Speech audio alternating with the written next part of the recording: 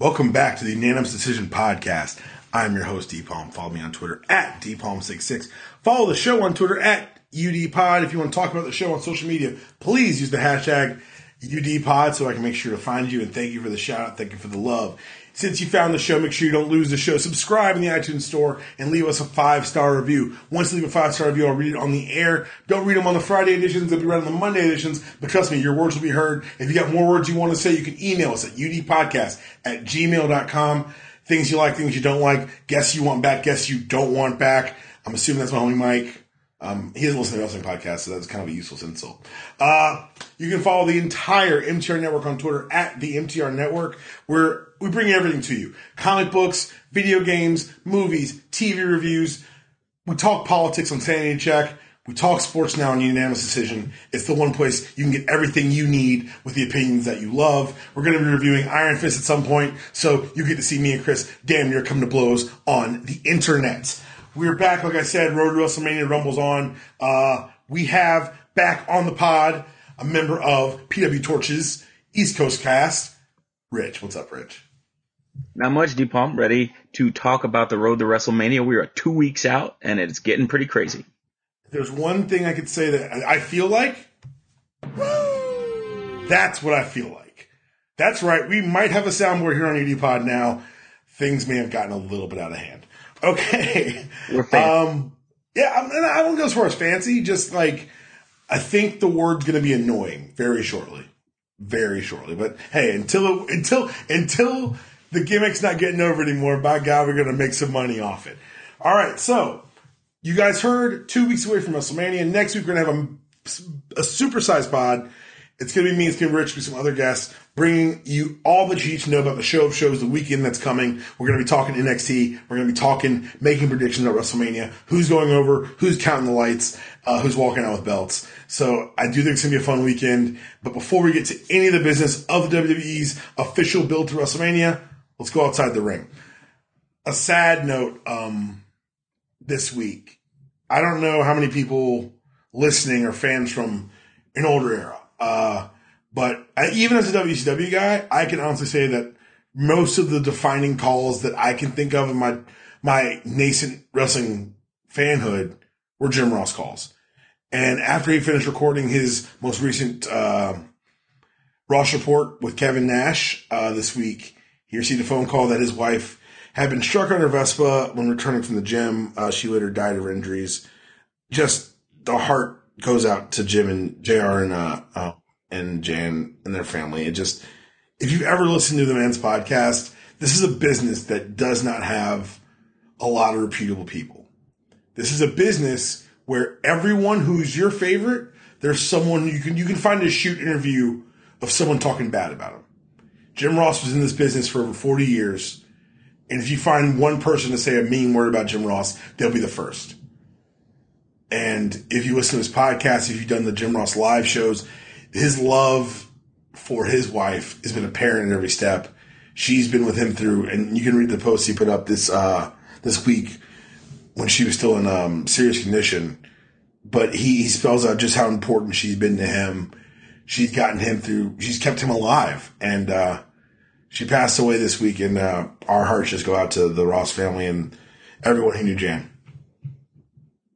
Yeah, I completely co-sign that. It's sad because one of the bigger reasons I got into JR post WWE career was the honesty he showed about his life, his career, and kind of things he went on. And then he ends every podcast with, say hi, say you love you to someone you know, and before it's too late because tomorrow's not guaranteed. And do something nice for someone and expect nothing in return. Right. And that's a heck of a way to try to live your life. And I'm just disappointed right when he's at the point where he's at his most creative and most free. He now lost his partner in crime. Yeah.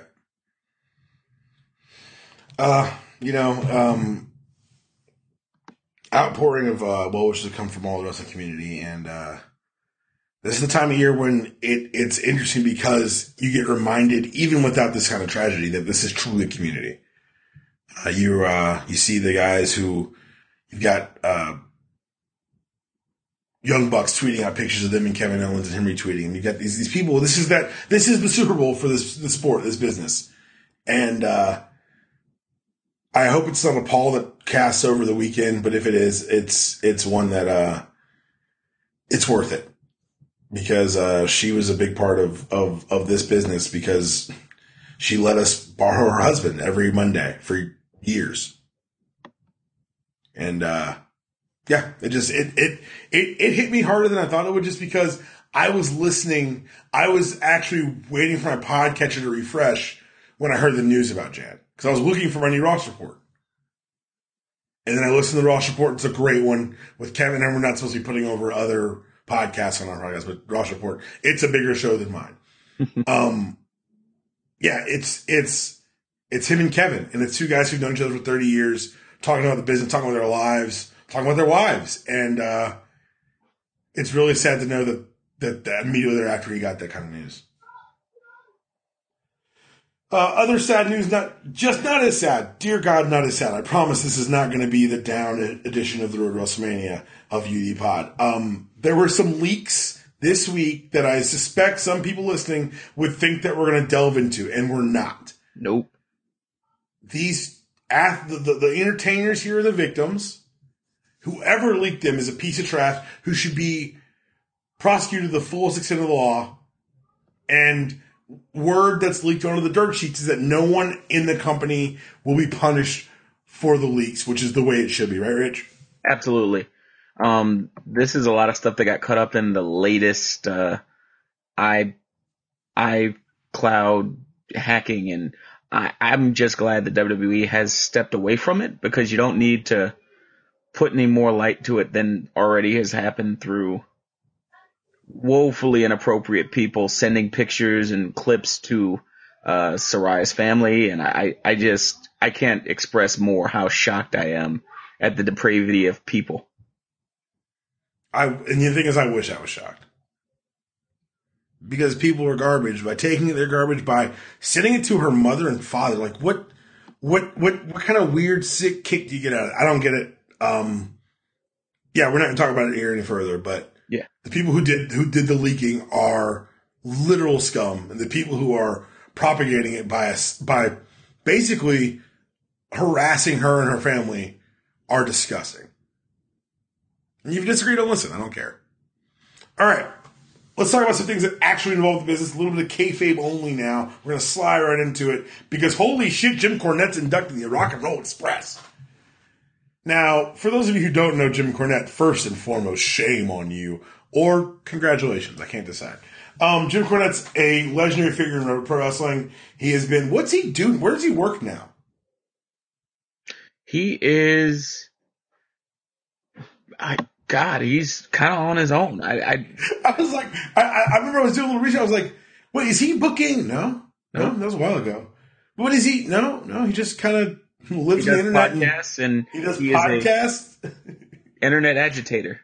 And that's what he is. And for people who know Jim Cornette and know kind of his shtick, there's something I'll tell you right now about Jim Cornette. It's my opinion of him. You can tell him right on or way off, Rich. If he's speaking, he's working. Oh, I'm with you 100%. I don't think he's had a shoot moment outside of like the confines of his home in about 40 years. He is. He's like when they had the Hogan trial, and he was talking about, I don't know where Terry ends and Hulk begins. That's basically Cornette. But yeah, the one thing about Cornette is he takes things a little too far.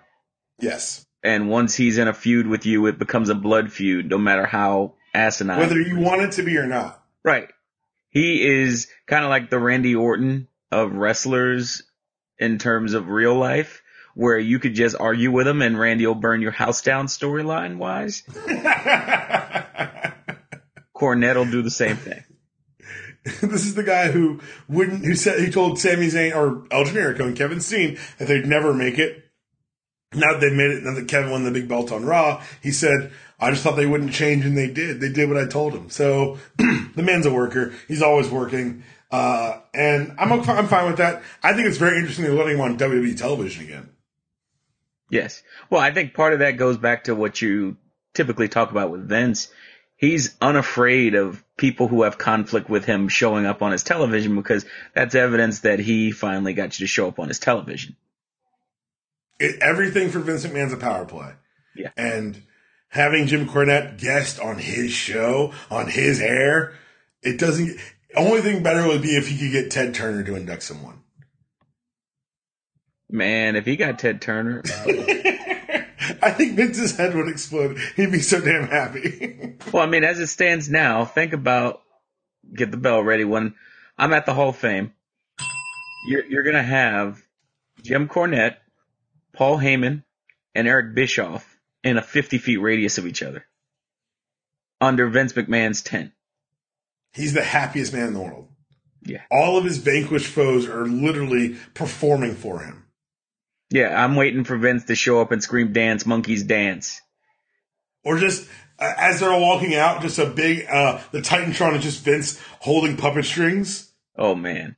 This has all been billed for Vince to just own his rivals. And that's 100% true. If he could get Ted Turner on USA, he would do it in a heartbeat. He may put him on SmackDown just to embarrass him. Like, that's how petty Vince McMahon is. And it's leading Jim Cornette, hopefully tennis racket in hand, inducting the Rock and Roll Express. I'm all for it. I'm all for the Rock and Roll Express getting in. Speaking of legendary tag teams that will one day be Hall of Famers, the Hardys have allegedly been offered deals to head to WWE. We know they're working Ring of Honor this WrestleMania weekend, but it looks like that's a short-term deal in Ring of Honor there, Rich. Yeah, I mean, that's going to be a real short-term deal. But even with, I don't know if you saw TNA or Impact or whoever the hell they are, the guys with the owl who've now joined forces with AAA, which you and I made those jokes last week, I think. Yes, that's just vintage. This is Jarrett, man. We could have written this. We told you this is going to happen last week. And the funniest part about it is that they're teaming up with a bunch of people who hate each other. They're teaming up with AAA and Crash, Yep. which, for those of you who don't know, AAA is the number, 1, 1A, 2, depending on the time of year and the price of the peso, promotion in Mexico, and Crash Wrestling is Conan's offshoot filled with AAA wrestlers who hate the Rodan family. Mm-hmm. And now they're all working for Jeff Jarrett, and I don't think they're going to last the weekend as far as like how much they're going to go at each other's throats. If they do last, let's just pretend that this worked from a personal standpoint. How long before Jeff Jarrett took everyone's money? Before they realized he'd taken everyone's money? Well, I guess in Conan's case, he's working for Jeff, so he'll happily help him get the money. Mm-hmm. But in the case of AAA, the Rodan family is just like the Carters, only in Mexico, so they'll probably figure out about the time they're getting their cars repossessed. Oh no, he'll bleed them dry. Yeah. Well, it's one, if you don't learn from history, you're bound to repeat it. And the man's last name is Jarrett. I don't know what's going on here. The Hardys been offered deals. TNA slots trademark on these Broken Hardy videos, which I think they think does something. It's like the girl who puts pictures up of you after you've broken up, intentionally cutting your face out to prove that she's okay by herself. Or the guy. Or the guy. You know what the only thing they could do right now? Bring out, before any deals get signed, next tapings, have fake Jeff, have fake Brother Nero, and fake Broken Matt. That's up there with fake Diesel, fake Razor, but... Oh, God, yes. Go for it. Now, the funny thing are characters. You're saying there are characters. Yeah. I mean, take a look at what happened. I don't know if you saw the tweets that the delightful Mrs. Rebby Hardy put up after she was out for 4 days. She's great because she was very logical. You're gonna trademark something that I filmed with my own money, and you never got a release to put on television. I hope that works out for you. So it looks like the Hardys are working out the date level they'll work at, how many dates they'll work. I don't think they're going to be on a full house show circuit. Probably somewhere between the Jericho Cena plan and the Taker plan. Are you here for the Hardys coming back? Absolutely. I'm definitely a big fan of the Hardys coming back. And whether it's broken or just Hardy Boys, I think the WWE needs the infusion. And depending on how many years they have left, I am here for the eventual split where you can have a Hardy on each brand, because I love me some Matt Hardy 1.0. They could bring him, break him, and then bring up 2.0. There's a way to do it. You're 100% right. And I'm here for it because I think it's time for certain people to come home. Yeah. I think it's time for Jeff to come home. It's time for him to have another run at the top. Matt's I think Matt is going to elevate his stature with what he is, but I don't think that character, if he brings it with him, needs a belt. See, now I disagree. I would think if they're split, I think Broken Matt would be a great SmackDown World Champion, because he can still go and he can bring a little bit of that brawling style he's kind of created with it around his injuries, whereas Jeff screams top 5 guy on Raw for Vince. Like, he still has the look, charismatic enigma. Like, Vince, I don't know how many times he said charismatic enigma in a mirror before he said it to Jeff. I'm going to say the over-under's at like 80 times. I think I'm going to bang the over and make a ton of money. Yeah, I think you're right. I think that it's two guys that have a place here, have a place at home. And I do want to ask, with all the talent that's either NXT or on the main roster, you say that it needs the infusion. Is there enough space? Or are we going to watch some of our favorites fall by the wayside? Have you seen Dolph Ziggler? I'm putting him on a milk carton next week. They had him. They did something dumb with him this week, I think. But Dolph, I think, and unfortunately, the delightful Nikki Bella impersonator this week are believe on borrowed time, because, yes, as Triple H mentioned during his conference call today for NXT, they got 100 wrestlers down in Orlando, and probably about 20 of them need to come up. That's a lot of talent, and I don't want to say rotting on the vine or not growing, but it calls into notion why we have indies, why we have guys who work in Japan, why we have promotions like Ring of Honor, which apparently we may not have much longer, because news broke this week that WWE has been negotiating the purchase of Ring of Honor since at least SummerSlam. Yeah, that's a situation just like what they tried to do with TNA. And the issue for me is TNA was the one I thought that should. This is one of those ugly, if this was a Lifetime movie, I wish you had died instead of your brother type situations. If TNA had been the one that went down, and Koff and Ring of Honor and Sinclair Communications had kept them going, you're in a good situation there. Instead, Koff kind of they played their hand way too pat, because now you have all these guys on short-term deals because they want to go to the WWE. Right. The only guys you don't have on short-term deals are the Young Bucks and Dalton Castle, and I want to say Silas Young and someone else. There's only like 4 or 5 guys they have that are truly under contract to them. And everyone else has a we can go other places deal. If WWE does buy Ring of Honor, they can in turn decide to honor the Bucks contract, or they could just scuttle everyone and keep the tape. Bucks, from what I understand, the Bucks don't have. Do they have an ROH deal? I heard they had a New Japan deal. They have a 2-year deal with Ring of Honor that allows them to only do New Japan or Pro Wrestling Guerrilla, which this would be calamitous. To me, at this point, Ring of Honor just revealed itself to kind of be on life support, and Pro Wrestling Guerrilla becomes number 2. But the problem with this is, if they buy these guys out and they bring them under their wing, you just did to Pro Wrestling Guerrilla what they did to New Japan a year ago in terms of rating their talent. Right. There were already rumors about top ROH talent making their way over, and Adam Cole and Kyle O'Reilly, but now it looks like you're right. But the rumor is they want this for the tape library more than anything else, correct? Correct. So it'd be interesting to see who the WWE would keep, who they'd buy out, what would happen next, what contracts we honor, which contracts we throw in the trash heap. Hell, there's your next class in NXT, isn't it? Yep. Dalton Castle in NXT is a top 3 guy. I'm here for that.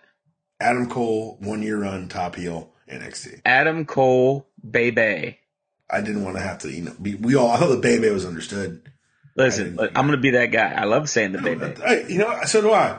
I say it around my house, and my fiance thinks I'm a crazy person. So, yeah, I'm 100%. I stand at the top of my stairs, and I do the finger guns, and I get angry when there aren't streamers. Fine, you win this round of who's a bigger mark.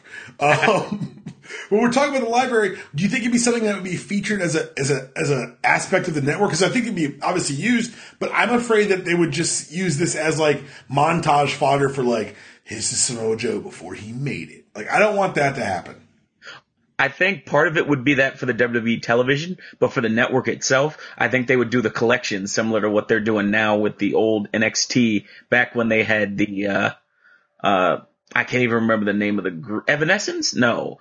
What one of those new metal bands before they had the official theme. So like those lost years of NXT are going up to say, oh, this was Roman Reigns when he started. This is Seth Rollins. This is Dean Ambrose feuding with William Regal.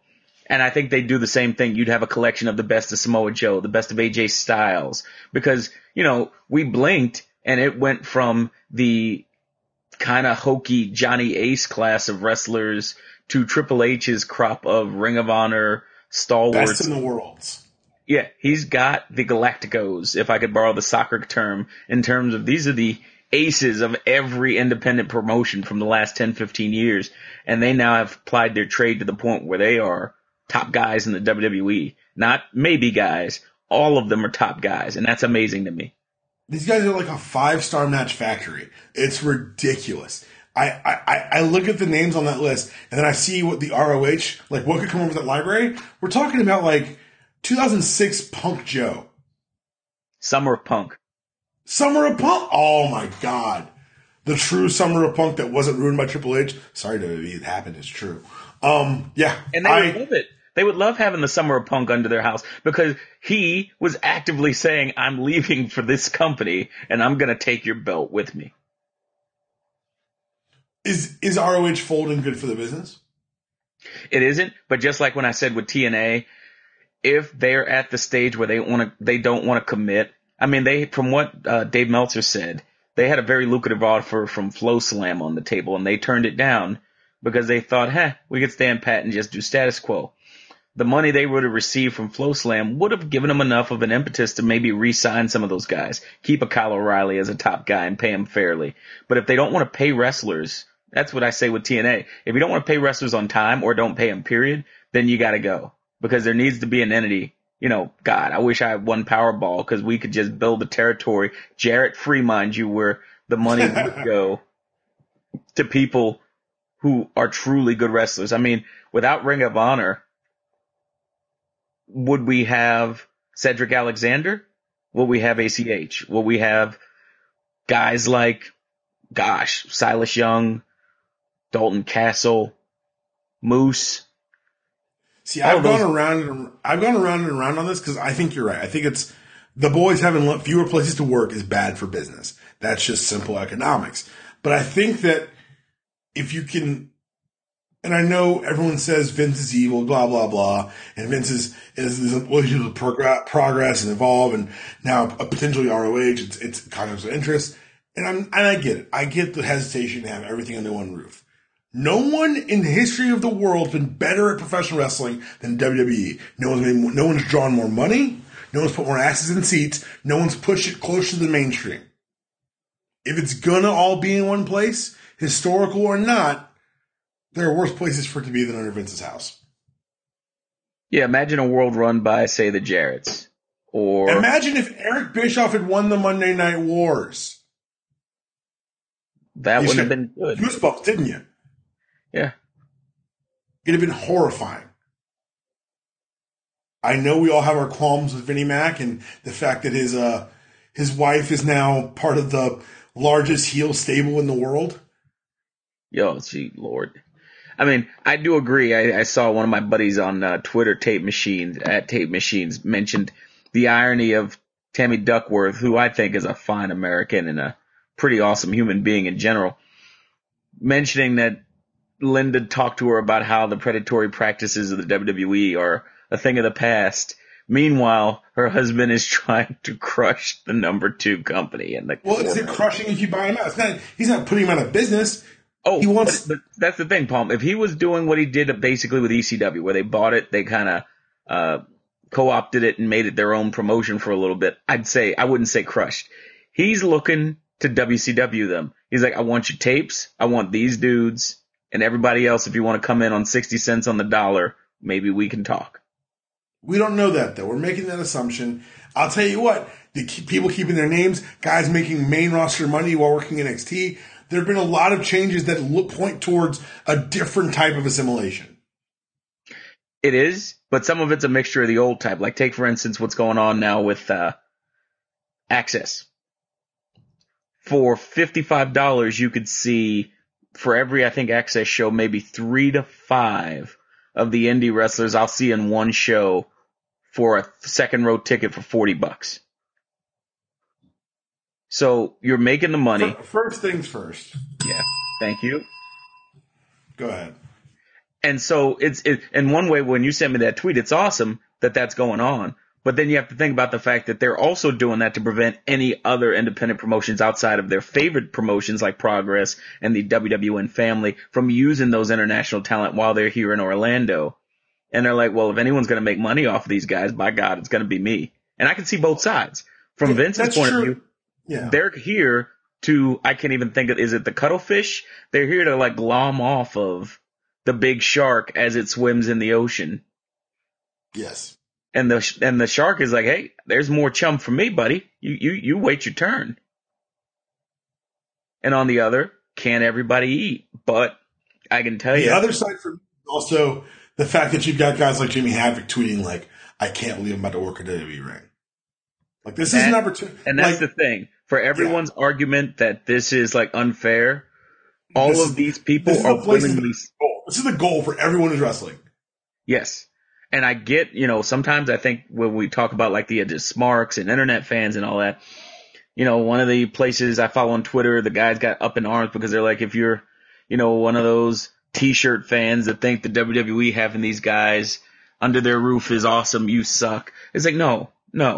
Do you think going to McDonald's and getting a hamburger sucks? Because every country in the world has a freaking McDonald's. There's only one WWE. And so when you grow up, you don't say, I want to wrestle in Progress. No offense to Jim Smallman, who I think is a fantastic promoter. So if they want to do that, if the promoter of freaking Progress is saying how exciting it is that his wrestlers are getting to wrestle in the WWE, and he's best friends with William Regal, I do not see the problem. Rising tide floats all boats, man. And I know that there's some hesitation because we've watched Vince eat up territories before. I've just got this, for me, it looks different than it did in the past. Even looking historically back to like things like, when he took over Minneapolis and just took over when they truly became a WWF. I think that this is being done in a different manner because we all kind of realize the margins that some of these smaller promotions are working with, particularly in Ring of Honor. The fact that the margins are close enough for this to even make news tells you how close they are. Yeah. And it's scary to me because when you look at Ring of Honor, remember, this isn't run by a mom and pop organization anymore. Right. It's run by, again, when you talk about the biggest heel stable in America, this is one of the biggest providers of syndicated television in the United States that decided to give free advertising to the current president of the United States. So this is a billionaire in his own right. Mm-hmm. And he decided to go cheap because this was something he wanted to spend money on to a point. Whereas every single time Vince does something, he's putting his money on it. He's about that life, Vince is. And, we'll see what happens. But it's very interesting that this news got out this week. Even more interesting, I know this breaks your little Mark Hart. HBK apparently turned down an AJ Styles match.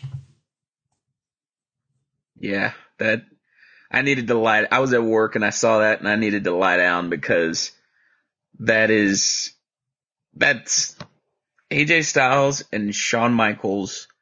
That probably is the 6 Degrees of Kevin Bacon match that just solves everything in the universe. I think if that match happened, we'd actually have time travel occur instantaneously, and the last 6 months would never have happened. That's a good point. That's a really good point.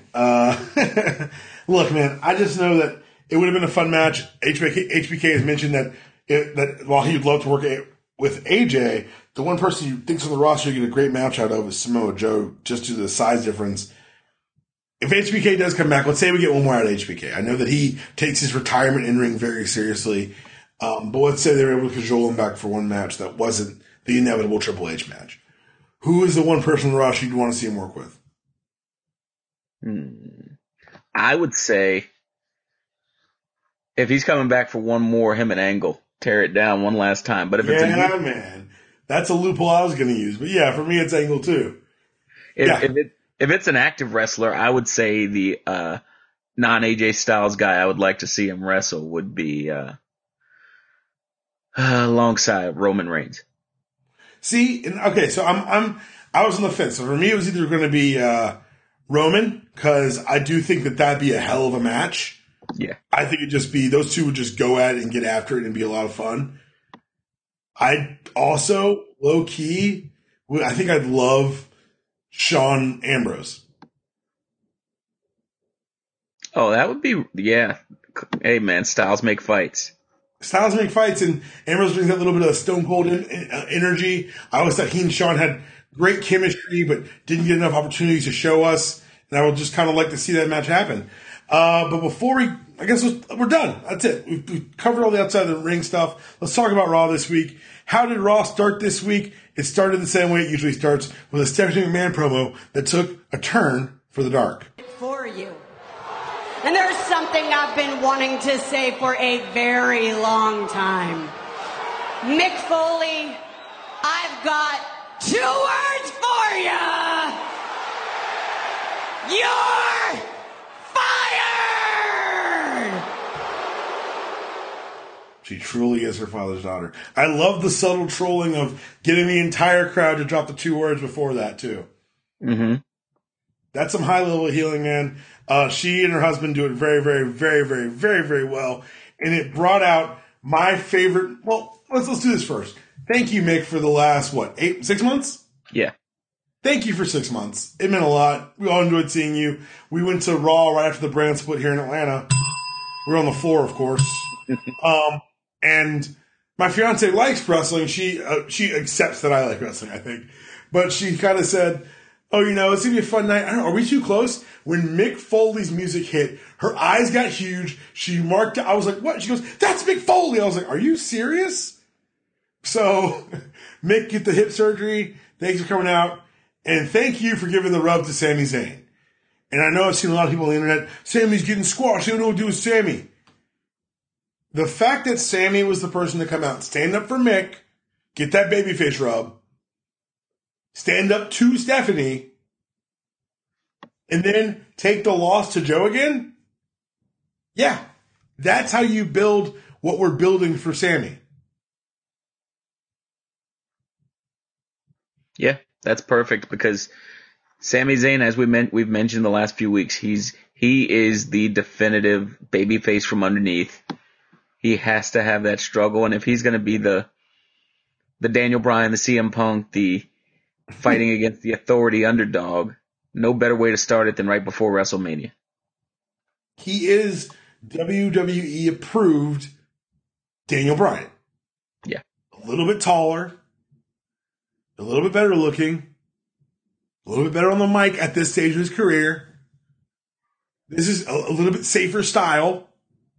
This is the WWE's preferred. This is the version of Daniel Bryan they hoped they were going to get. So I'm telling everyone listening, bear with it.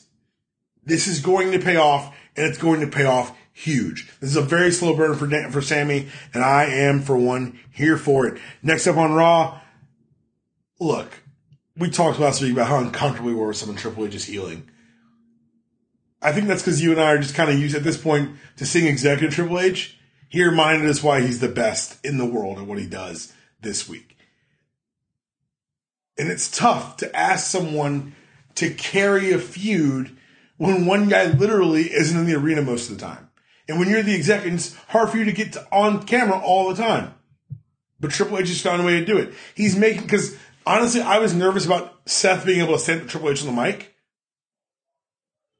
Last week showed that Mick's one of the few people who can do it. but they found a way around it, and Triple H is carrying this feud very, very strongly for me. I'll tell you what, this non-sanctioned hold harmless, whatever, that's a pretty good way to build the intrigue for an angle that's been working for about a year now. Yeah. And this will be his second, third match unsanctioned like this? I think so, yeah. It's a huge rub to Shane, or to Seth that he's even in this match, yeah. So that's only going to help Seth. I mean, I'm hoping they put some footage together in the go home of the Shawn Michaels unsanctioned match. Mm-hmm. Do we get a contract signing next week? Well, because it's unsanctioned, I don't think there would be. If anything, it'll be like a hold harmless. Yeah, I guess that would be the sign the contract, sign the waiver. It's a waiver signing. Doesn't have the same ring to it. Our tag team division is back to killing time. I'm fine with that. I think it's gonna be a great match between the three teams. We'll talk about predictions next week, but yeah, I think it's gonna be a really good match. Really fun environment. Are you hyped for this match, or is this kind of lukewarm for you? Kind of lukewarm, but the sooner we get to the weekend where you have Chris Hero and Cesaro within, a couple of 100 feet of each other, the sooner my wrestling fan senses start tingling and I can just run into the world of imagination. Little Kings of Wrestling, Kings of Elbows, man. You got fun, actually. I think I'm lukewarm on the build. I'm a little hot because of the people involved. Yes. I love, Carl Anderson for me he's great in that ring. I love Luke Gallows' moves, great for big man. Cesaro and Sheamus are legitimate made guys. The weakest link here is obviously Enzo, but guess what? He can bounce around for everyone. Him bumping around, just please, please, please don't catch your head on a rope. I was rewatching something and they kept airing, it was one of the time when they kept airing that the shot. And I didn't remember that it had happened. I saw it in the last 2 weeks. I was like, oh, that really hit me like a brick. All right. Jericho is back in the highlight reel. Is it funny to expose Kevin Owens as a mark? I think it's hilarious. And I think that legitimately makes him angrier, so that just fits in perfectly. Yeah, I think it was a great character piece for both of them. I think this is one of those blurring the lines type things that really pays off and adds to the story they're telling, because I'm really excited to see Kevin get his hands on Chris. Yeah. And they've done a great job. The Festival of Friendship was like 3 weeks or 4 weeks ago now, and feud's still hot. They kept them separated mostly. Good job, WWE. Good build. Kevin Owens needs a U.S. title so that he'll be just a tag title away from his Grand Slam in about 2 years in, by the way. That's crazy to me. You and I booked the territory, and we booked it properly because, by God, Nia Jax is in the women's title match. If you don't remember us putting ourselves over, there you go. Because the last few weeks, we both speculated that they would not leave in a triple threat match to invite comparisons to last year's triple threat. And they did, and not indeed. They added Nia Jax to it in a match they made it look like $1 million against Bayley. How do you feel about this now fatal 4-way for the women's Raw belts? I think we were short a Samoan in a title match, and by God, we got it. Is she related to The Rock? By God, get her the belt. Now, the only thing if only Joe could have put that picture of him and The Rock together a little sooner, maybe we would have had Joe in the, maybe he might be in the arm bar. Give him an opportunity. Just let Joe do the John Cena U.S. title run of 3 years ago, only murder, death, killing everybody. Oh my God. If he just Samoa Joe Open Challenge. And just, Samoa, but as opposed to competitive matches, they're just squashes. Yeah. Cena's putting out match of the year candidates. Meanwhile, Joe's just gonna cocaine clutch everyone in the first 5 minutes. Oh, I would actually really enjoy that. Looks like the Cruiserweight division, now that they've set the Austin Aries versus Neville match, that I think we can both agree needs to be on the main show, yes? Absolutely. Like, they make they're too good. Like, these two guys are too good. They've got too good a chemistry. I don't know if you caught 205 Live this week. Austin Aries is really found himself on that mic. I know he's always been at home on it, but I think the time at the commentator desk probably helped the transition to the main roster. It helped the crowd connect with him. It gives them a reason to cheer for him because he is that tweener character. But I think that bell to bell, this could be the match of the weekend. Yeah. That is going to be a very interesting match because I think seeing Neville go back to his Pac days of being insane and then seeing Austin Aries, who we mentioned before, another Ring of Honor stalwart, getting an opportunity to hold down the 205 division with Neville. The only thing, and this is where I want too much, I was going to say El Samurai, but that's his name, not his name. I can't remember the name they gave him in WWE, but Mascara Dorada. He's one of the best cruiserweights in the world, and he's currently on the bench. Lince Dorado. No. That's the other guy. Oh, Grand Metalik. Yeah, there you go. So he's working house shows because I saw him at the house show in Nashville for NXT. I had to.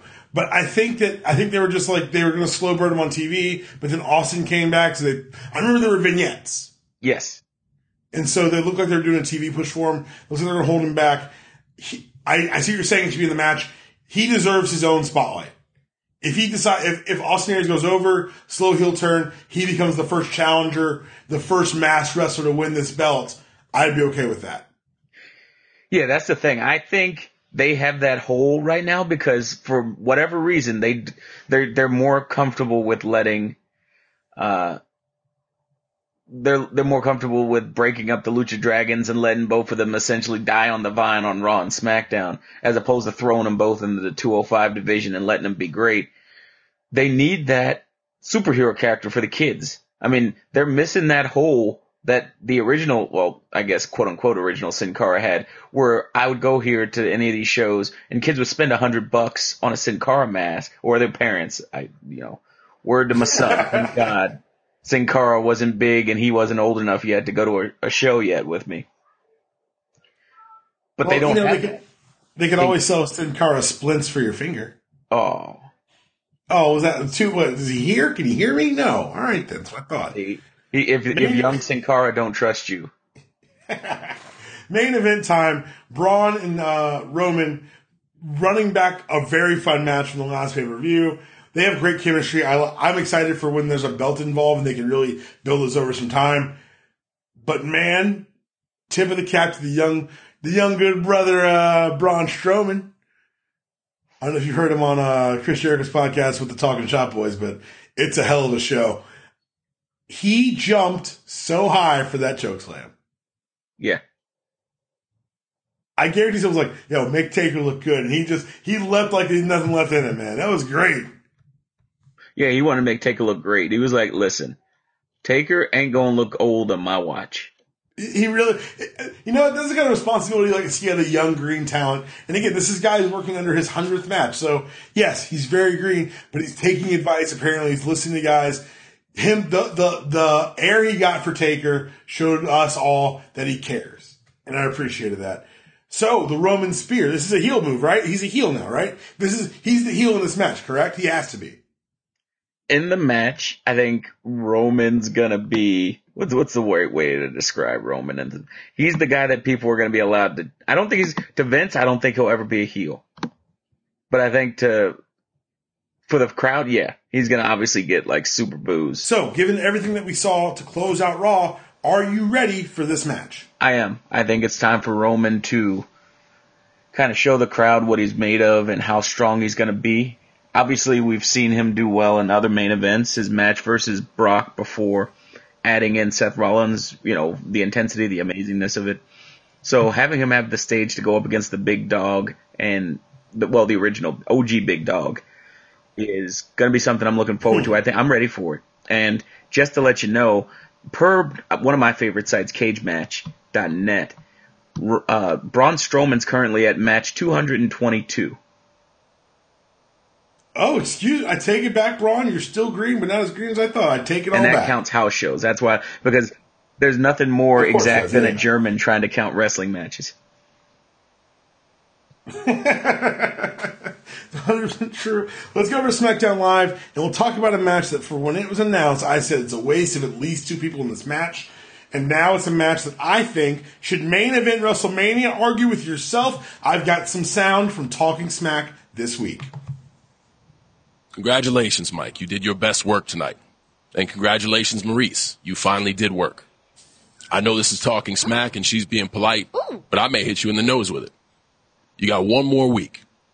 One more week to make fun of me for how I look, how I live, and who I am. Congratulations. That's something that every single WWE superstar does, and I'm used to it. You gave me a nice laugh tonight. Thing is, after the week's over, then you go back to being Mike. I didn't want this match. I was wrong.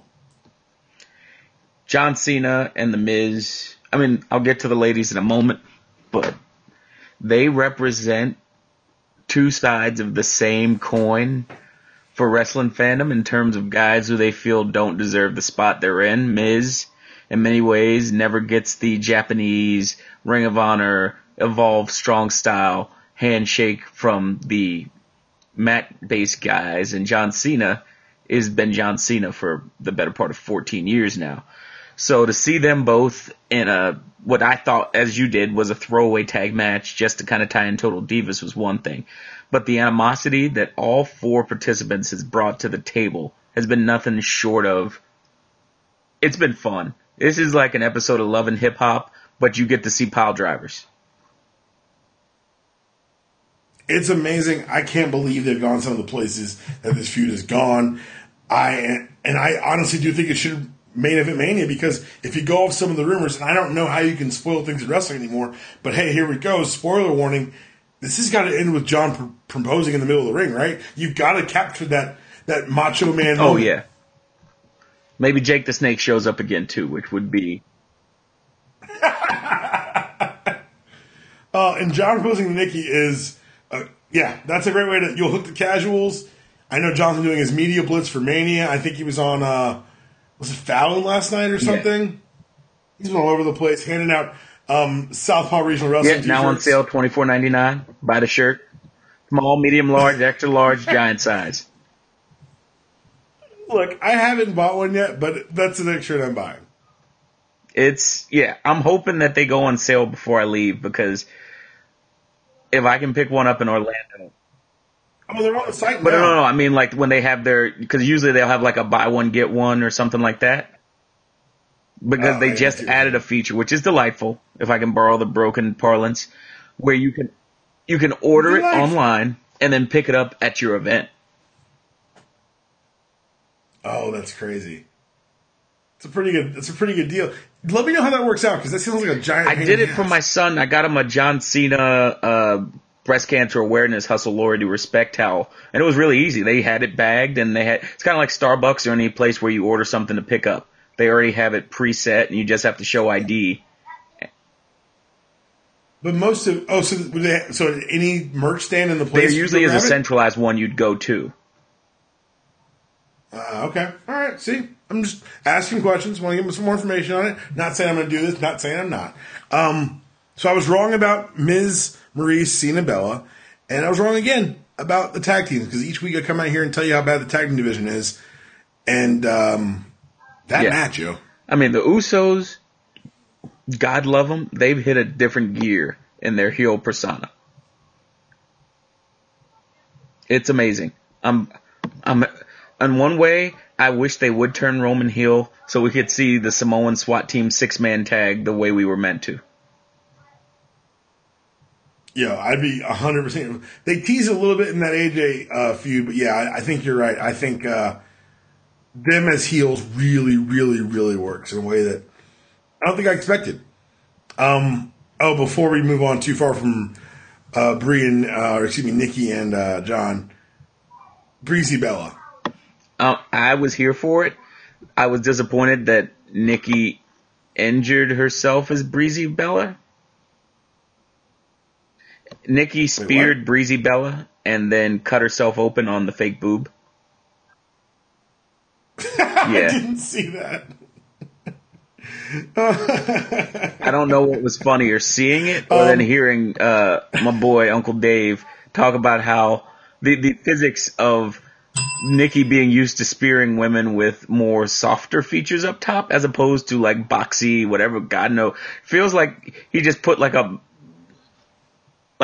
cardboard box up in his chest instead of like the usual pillow or something. And so she got jacked up.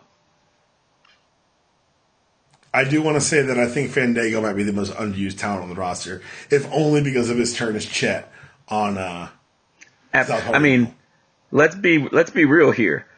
John Cena and Breezango had a match primarily as an offshoot of Southpaw. So I'm going to just accept that as lethal leap year. And oh my God, I even thought about that. Lance Catamaran, no. Lance Catamaran. It's a great name. It's an A+ name. But yeah, the tag match was amazing. They put the belts put the belts on the Usos for the first time. American Alpha are going to be fine. They may win it back in 2 weeks. I don't know what they're doing with Tag Division at Mania. It hasn't been announced yet, but there could be the time for the rematch clause. Corbin and Randy wrestled, reminding me why I love Randy Orton, because he is, I will say, slow, he's plotting, he's boring. That's kind of the point, because he's a heel, you're not supposed to cheer him. But also, he gets it done, man. He's so talented and so professional. Yeah, Randy's I don't want to say cheat code, because that's not the right word, but Randy, I think the word you use is fine. I think he's a professional in every sense of the word. Now, I mean, when he was younger, he was professional in the ring, but he'd still take a dump in your handbag. I don't like his opinions on Twitter, but the man can. Kayfabe only, sir. We're talking about the in-ring Listen, that's like he's like my R. Kelly. I can't separate him. That is a big leap. Listen, Randy acting like a child. R. Kelly is a serial child molester. Well, I don't know how you describe harassing women in his heyday and then pooping in the bag when they didn't. You're right. No, you're right. You're right. I'm not saying Randy wasn't wrong. I'm saying that Randy, by all accounts, has stopped. He has. Mr. Kelly, however, seems to find himself in such continued compromising positions. Anyway, I love the finish of this match because you kept Baron Corbin looking relatively strong. I don't love the distraction finish. I do love a distraction finish that results in Randy Orton giving a wink and a nod to a little salute to Ambrose as a thank you. That was awesome.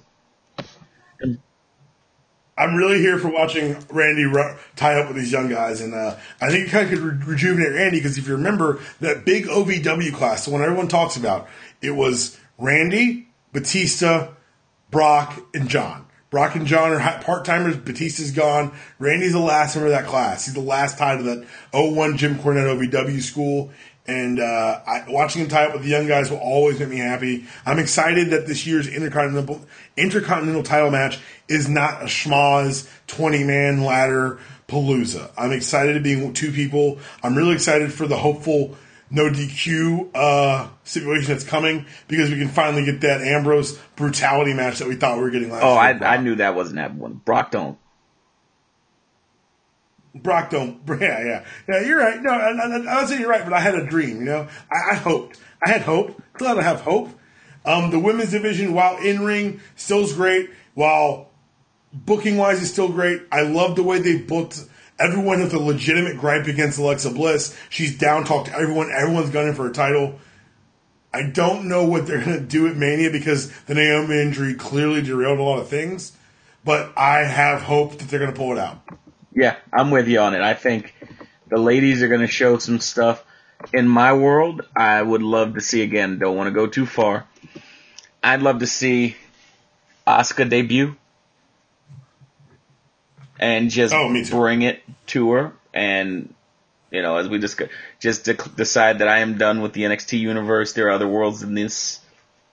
But if it's not going to be her, and maybe Naomi's healthy, having the, you know, Naomi Jey Uso belt tap at the end of the night on Instagram to celebrate the family left with the belts would be a pretty cool moment. That would be a very cool moment. I think that hometown Orlando would pop for Naomi. I would lose my mind. I won't be there unlike some people, but you know, I'll be popping from my couch. Let's talk about the main event segment. Let's talk about what's happening that I can't stop. So Shane's gonna wrestle AJ, and when I tell you that the AJ elbow through the table, he's wearing the exact same shoes, the exact same sweater, and they shot it from the same angle as a Raw from 51 weeks ago when he put the Taker through a very similar table. Would you believe me? Go watch the video side by side. Same angle, same shoes, same sweater. It's ridiculous. I get it. I understand it. We're supposed to pop for the big move. Shane's an acrobat. Shane's a daredevil. Shane throws a pretty not great elbow because he kind of lands perpendicular and like the arm flops. It's sloppy. Anyway, between the punches, between getting his lights legitimately turned down at Survivor Series, Rich, why the hell are we still doing this? Because we remember when he got thrown through a plate glass by Kurt Angle 3 times, and I don't know anymore. Survivor Series finally broke me, and so every subsequent Shane moment of physicality just jars me awake, and it's like, what are we doing with our lives? Every bump makes you wince. It shouldn't make you wince. No, it shouldn't. And I wasn't one of the people who complained that AJ stalls. Forget bump card. AJ's only has so many WrestleMania cards before he has to hang it up or figure out if the earth is really flat. But I'm very conflicted with this whole Shane thing because to Vince, this is an honor. You're wrestling in a McMahon. There's no other higher place you can go. A McMahon, but damn it. I just don't want Shane to try a McTerminator or something stupid and AJ go on the shelf for a couple of months while he has to recover from a Shane stunt gone wrong. You just made the worst case scenario. The match is probably going to be better than we're making it out to be because, let's be honest, Shane has no regard for his own life, and AJ is basically a 5-star match waiting to happen, just to add water. So they'll probably put on a hell of a show, but I think all of our concerns are valid. I think all of our lack of hype is valid. But you know what? Hey, we're 1 week away. Next week on the show, we will have our inaugural full WrestleMania preview. I'm thinking of a name for it right now. I'm coming for blanks, but I'll have something by next week. We're going to have some extra special guests on the podcast. We're going to break down the WrestleMania card, the NXT card, and Rich is going to put himself over because he's going to be leading us to the progress card at a certain point. Rich, I'm on Twitter at r.deuce, or you can go to Twitter at East Coast Cast to look at all our fine stuff with the East Coast Cast on the Pro Wrestling Torch. Awesome, man. Thanks for coming on. You can again follow me on Twitter at DPalm66. Follow the show on Twitter at UDPod. Thank you to everyone who took time this Black Podcast Week to shout us out. I know we're a new podcast. I think this is episode 37, 38. I should probably know this. 37.